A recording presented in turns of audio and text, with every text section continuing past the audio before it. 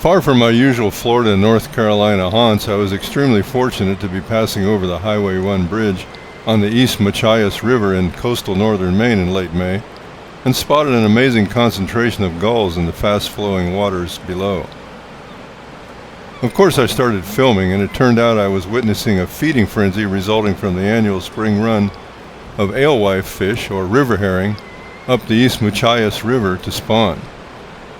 It was cold, foggy, spitting rain, windy, and overall a dreary day, which is not particularly unusual in coastal Maine in May, as I found out.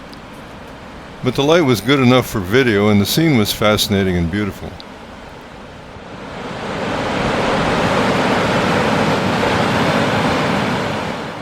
Alewives are small fish that return in great numbers to spawn in lakes in coastal Maine. Once numbering in the hundreds of millions, the fishery was suspended for 1 year in 1991 as it was about to collapse. Since then, the number of alewives returning to spawn in the spring has increased dramatically. Wildlife such as osprey, grebe, cormorant, merganser, herons, gulls, and raccoons thrive on the fish feast. Though consumed for food in the 19th century, the current use for alewives is primarily as the preferred bait for the spring lobster fishery. The alewife is a sea-run fish species native to the North American continent. Alewives are important to the ecology of the freshwater, estuarine, and marine environment. The adults and young provide a food source for striped bass, brown trout, salmon, eels, ospreys, eagles, kingfishers, cormorants, and aquatic fur-bearing mammals. Spawning populations of alewives are found in rivers and streams from Newfoundland to South Carolina. Every spring, adults ascend rivers and streams to spawn in freshwater lakes and ponds. After the eggs hatch, the young of the year spend 2 to 6 months in the freshwater environment, growing to 2 to 5 inches in size before they begin to migrate to the sea. Adult and juvenile alewives' main food source is zooplankton, although they occasionally eat insects and fish larvae, including larval alewives.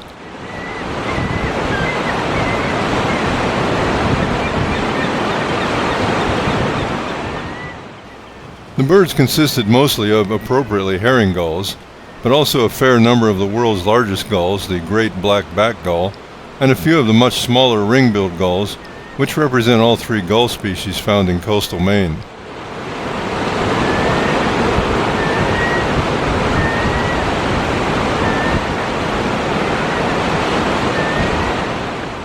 The American herring gull is the most common and most familiar gull in Maine. They are typically associated with the shorelines of oceans, lakes, and large rivers.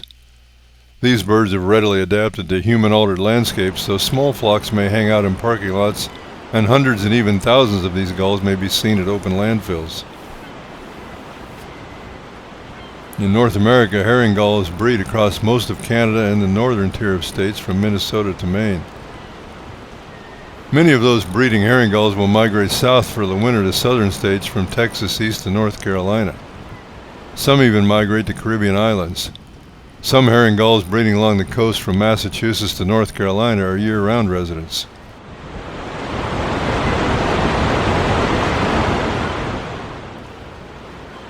Although we think of herring gulls as fairly common, this species was nearly extinct from North America in the 19th century due to plumage hunters and egg collectors. Thanks to protection afforded by wildlife laws, herring gull populations have rebounded. Populations in New England have been stable since the 1970s.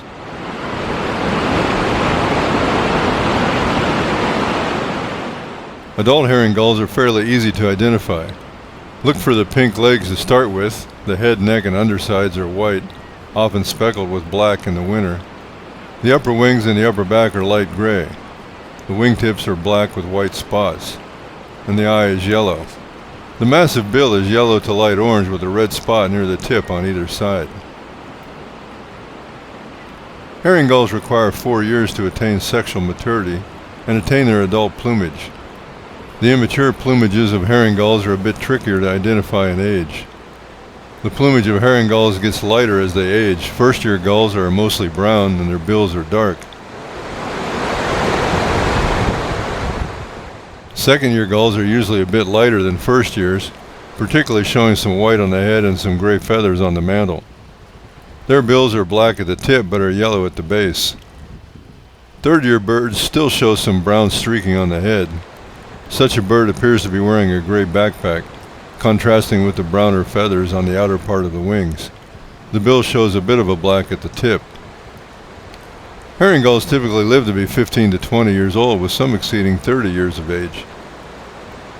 They're common across large expanses of northern inland North America in summer and in much of the inland U.S. and southern Canada during migration in winter. So it's not particularly accurate to call them a gull of the sea or a seagull. But there is another large gull that nests in Maine that could claim the nickname seagull. That bird is the largest gull species in the world, the Great Black-Backed Gull. The scientific name of the Great Black-Backed Gull, Larus marinus, suggests the bird's marine tendencies were known long ago. Great black-backed gulls almost never nest away from the coast and become less and less common the further inland you go. They also seem to be less prone to southern wandering than herring gulls.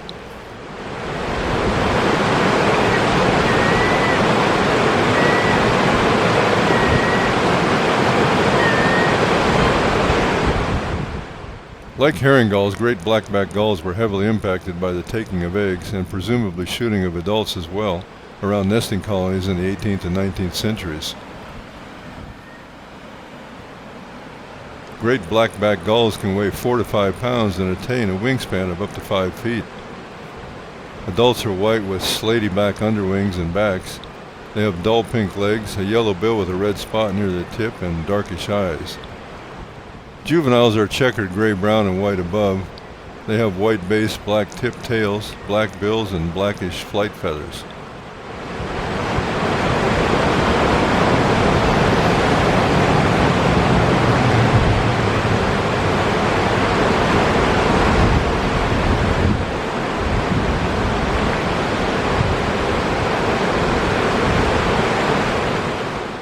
Over about 4 years, these crisp, cold-toned gulls transitioned to dark-backed adults.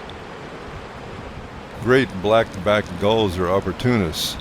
They follow fishing boats to pick up scraps of bait and discards, take garbage from trash cans and landfills, patrol beaches looking for morsels that wash up for their sea, and harass other seabirds to steal their catches. They ruthlessly prey on smaller birds, eggs, and chicks. They feed with other species of gulls, such as herring gulls, as we see here, and roost communally at night. Often eagles and ospreys will join the feeding frenzy during the river herring runs, but in this case it was mostly gulls, and this video was taken in the afternoon after the birds had been gorging themselves all day long on the fish.